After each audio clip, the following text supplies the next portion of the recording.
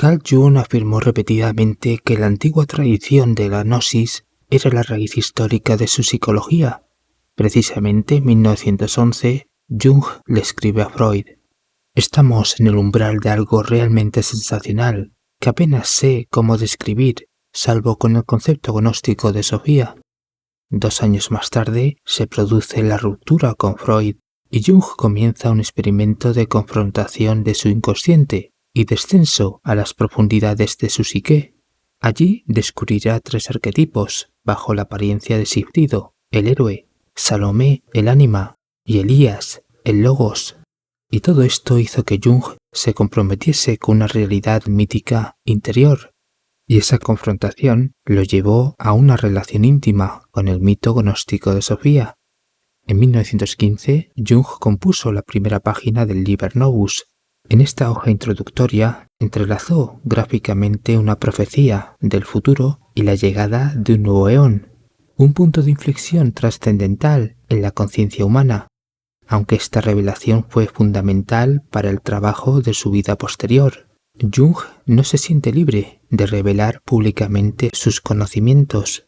No obstante, en 1916 publica el libro 7 sermones a los muertos, donde cita a Filemón, el arquetipo del viejo sabio, y en ese mismo año Jung aparentemente había encontrado la raíz de su mito, y era el mito de la gnosis. En 1917 Jung consigue verificar la existencia de un Cristo alquímico, o anima mundi, o filius macrocosmi, en sus estudios sobre simbolismo inconsciente, religión cristiana y alquimia, de manera que los gnósticos antiguos alcanzaban la redención individual a través de una transmutación alquímica, psicológica y espiritual. Así que estos iniciados se redimían gracias al conocimiento del Padre. De hecho, en el Evangelio de Juan 14:7, Jesús dijo: «Si me conocieran, también conocerían a mi Padre». Así que a través de varios rituales, los iniciados gnósticos debían antes conocer al Cristo alquímico, el espíritu viviente que se halla en la materia físicamente muerta. En 1923, Jung escribe a la psicóloga Cary Baines y le describe a Filemón como algo muy grande.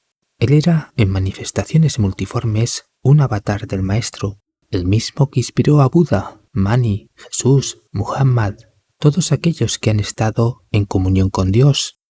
Y en el libro rojo lo denominó Padre de los Profetas, y en la pared de la Torre Bollingen, Jung escribió Filemón, el antepasado de los profetas. Más tarde, entre 1956 y 1961, Jung define a Filemón como aquellas cosas que existen en el alma que no soy yo, o bien lo describe como una sabiduría suprema o maestro del alma, que tomaba la forma de un pagano egipcio helenístico con matiz gnóstico. Regresando a 1923, Jung continuaba estudiando los gnósticos después de 6 años. Así lo explica Jung. Desde 1918 hasta 1926 me ocupé seriamente de los gnósticos, pues también ellos tropezaron con el mundo primitivo del inconsciente, captaron sus contenidos e imágenes que manifiestamente estaban contaminados por el mundo de los impulsos. Es difícil, sin embargo, decir hasta qué punto comprendieron las imágenes, a causa de la escasez de noticias posteriores, pero no es probable en ningún caso que tuvieran una concepción psicológica. Respecto a mis interrogantes, los gnósticos estaban muy lejos en el tiempo para que pudiera relacionarme con ellos. La tradición entre gnosis y actualidad me pareció rota, y durante mucho tiempo no me fue posible hallar el puente entre el gnosticismo o neoplatonismo y la actualidad. Solo cuando comencé a comprender la alquimia, reconocí que por medio de ella se produce la vinculación histórica con el gnosticismo, que por la alquimia se constituye la comunidad del pasado hasta la actualidad. Como filosofía de la Edad Media, la alquimia tendió un puente con el pasado, tal y como lo está haciendo ahora con el futuro, gracias a la psicología del inconsciente. Pero la gran conexión entre el pasado y la actualidad fue el descubrimiento de la Biblioteca Gnóstica de Nag Hammadi en 1945, Rápidamente, Jung y el Círculo de Eranos adquirieron algunos manuscritos que recogían las enseñanzas de unos iniciados gnósticos de Alejandría y de la región de la Tebaida.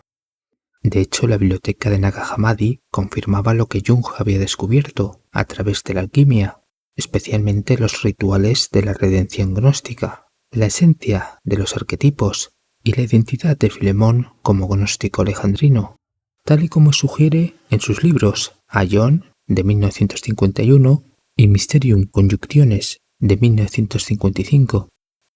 Así pues, durante el resto de su vida, Jung construirá una lectura interpretativa del curso oculto de la tradición gnóstica a través del hermetismo, la alquimia, la cábala y el misticismo cristiano. Además, el propio Jung descifró la llegada de un eón nuevo y venidero que fue rechazado por los constructores hace 2000 años.